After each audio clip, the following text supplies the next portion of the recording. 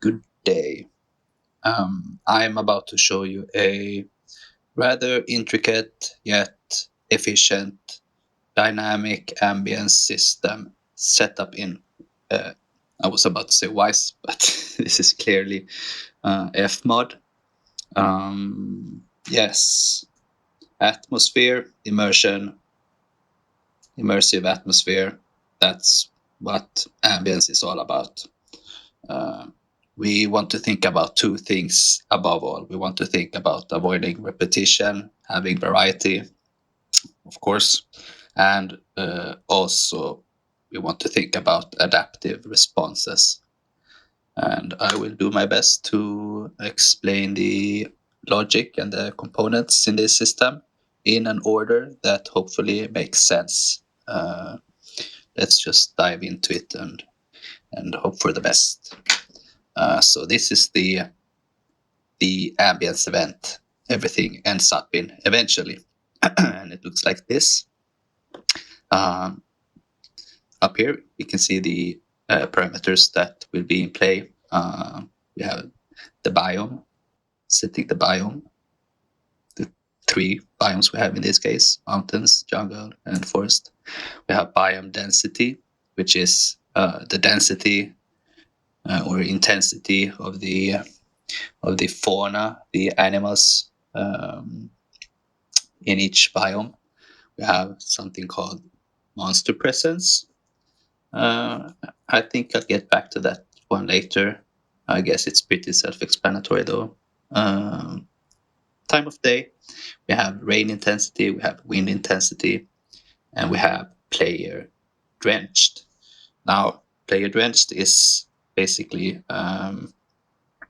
values being set um, depending on the level of rain intensity, giving you the option to change the sound of the player's foley, for example, depending on how rainy it is in the game.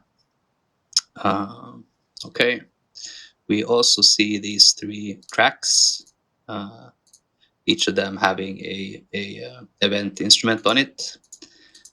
These three tracks are the three main components. Well, they are all in the ambience event. And yeah, let's just press play and pick the first one. So here we can see the three biomes: forest, jungle, and mountains. And they all have a day base ambience bed loop and a night one. And these are pretty well, self-explanatory. It's a base bed loop play basically, and depending on the time of day, one will fade in and the other will fade out.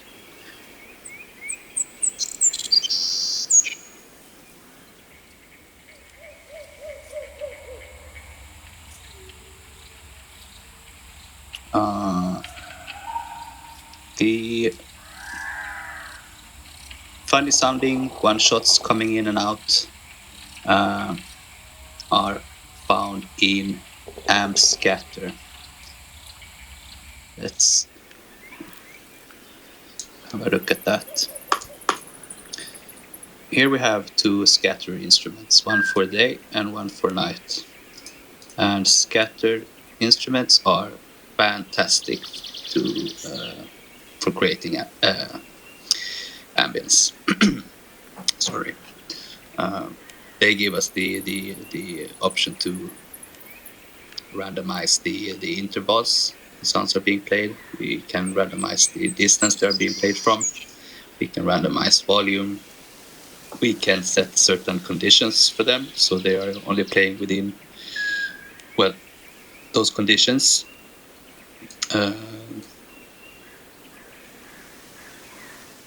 In this case, the day scattered instruments is not playing, but the night ones are.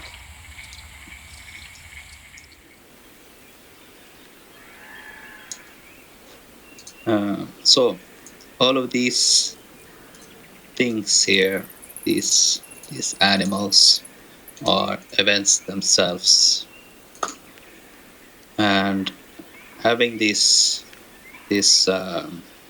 parent-child system kind of system is great for a number of reasons. One of them being it gives us the option to more granularly. Is that a word? In any case, it gives us the option to change the behaviors of a particular sound without affecting others. For example, here we have forest insects, and perhaps we want the insects to be affected by wind intensity or rain intensity more dramatically than we want other animals to be affected. That way, as the wind intensity level increases, the insects will start to fade out of the soundscape quicker than, for example, a bird.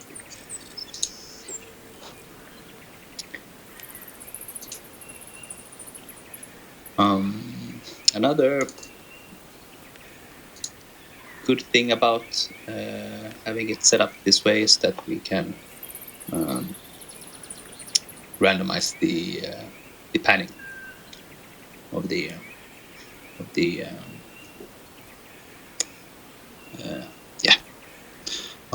animal. So let's go back here and let's go to jungle. Let's go to the jungle and let's have a look at the rain intensity.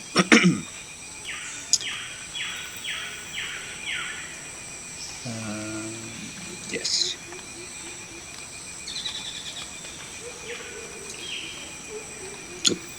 So here we can see it's set up by having 3 different intensity levels and a crossfade between them.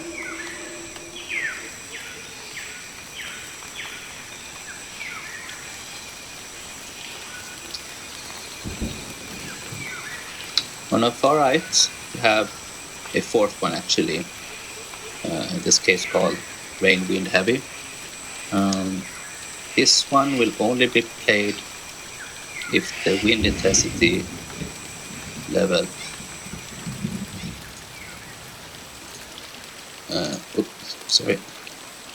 is at its highest, giving you the feeling of being getting rain right in your face.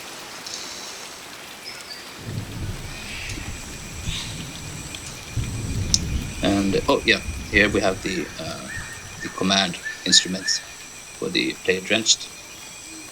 As you can see, they set a certain value depending on the rain intensity.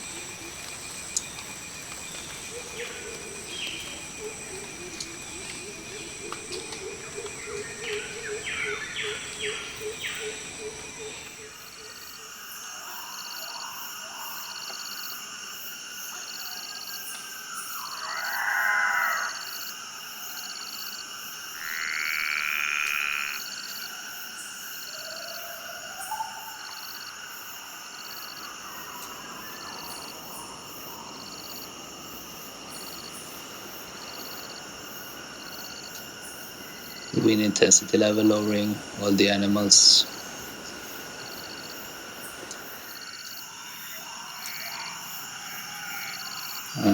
Okay.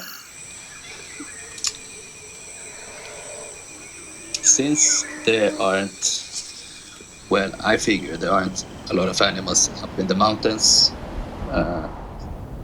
I couldn't have the wind intensity really low or anything, but I still wanted to have a adaptive response happening there, and I figured let's just make the wind not remove sounds, but rather add them. So in the scattered instruments found here, I've added some rocks falling, debris, and them doing so depending on the wind intensity level.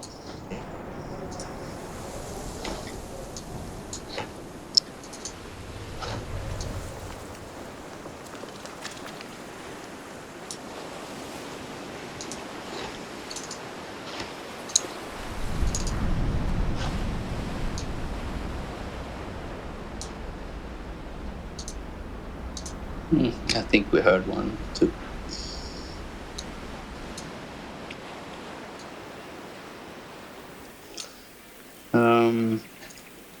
Okay, let's have a look at the monster presence. So the monster presence is just a fun idea I had of there being monsters present around you.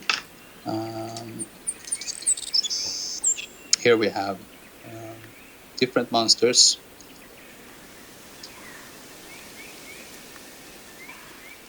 That will play depending on their distance. So as they're far away, you will hear this kind of rumbling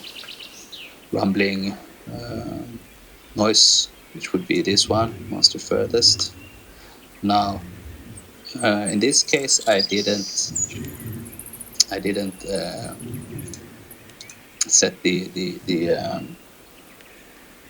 system up, the conditions up using the conditions here, but rather by using a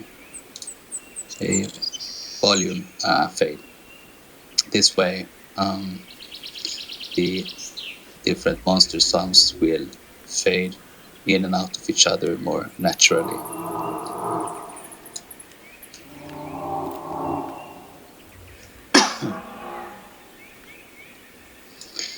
I also added a warning bird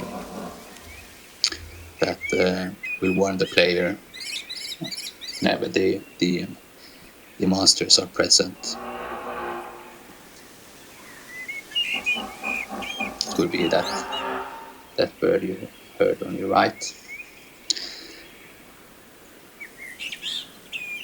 and on your left. But even this bird will eventually be frightened as you enter the lair and have monsters right up next to you.